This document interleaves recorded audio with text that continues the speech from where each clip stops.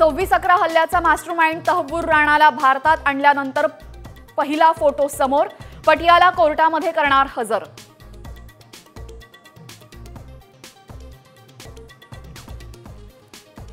संतोष देशमुखांना सोडवण्यासाठी कराड आणि चाटेला 20 वेळा फोन, तरीही मारेकऱ्यांनी निर्घृणपणे हत्या केली। सरपंच देशमुखांच्या भावाचा जबाब साम टीव्हीवर।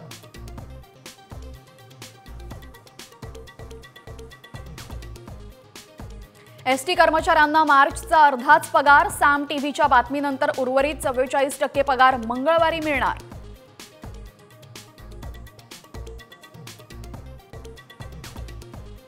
राज्यात आरोग्य व्यवस्थेचे ढिंडवडे, ओल्या बाळंतिणीकडनं करून घेतली 8 दिवस स्वच्छता, पंढरपूरच्या माढा ग्रामीण रुग्णालयामधला धक्कादायक प्रकार।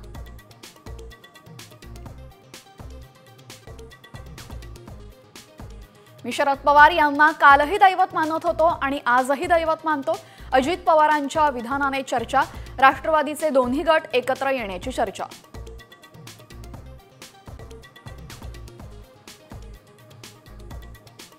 चौकशी समितीच्या प्राथमिक अहवालामध्ये दीनानाथ रुग्णालय दोषी, रुग्णालयाने तरतुदींचा भंग केल्याने धर्मादाय आयुक्तांना कारवाईची शिफारस।